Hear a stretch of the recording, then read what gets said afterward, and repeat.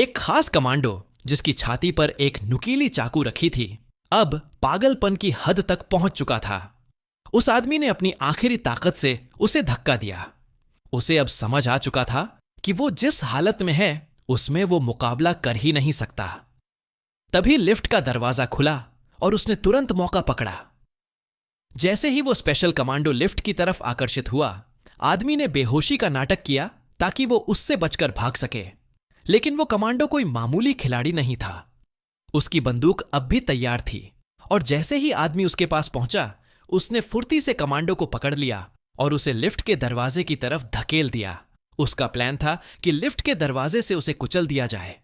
जान पर बनाई थी तो कमांडो भी पूरी ताकत से लड़ने लगा।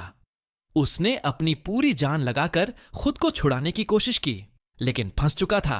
अच्छी बात यह थी कि जिसे वो बचाना चाहता था वो अभी भी सुरक्षित था। कमांडो ने अपने डबल आर्म सिस्टम से किसी तरह खुद को सपोर्ट किया ताकि तुरंत मारा न जाए। लेकिन लिफ्ट की लगातार टक्कर और उस आदमी के हमलों ने उसे बुरी तरह से थका दिया। अब वो टिक नहीं पा रहा था। आखिरकार लिफ्ट और आदमी की ताकत ने उसे पूरी तरह पछाड़ दिया। कमांडो बेसुध सा हो गया। आदमी जमीन पर गिरा, थककर चुपचाप लेट गया। लेकिन तभी उसके हाथ में पकड़ा हुआ खिलौना अचानक अजीब सी आवाजें करने लगा। उसने जल्दी से उसे खोला तो पता चला कि कमांडो ने उसमें एक सेल्फ प्रोटेक्शन सिस्टम इंस्टॉल किया हुआ था।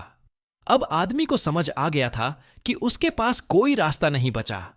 मजबूरी में उसने वो खिलौना अपनी छाती पर रखा।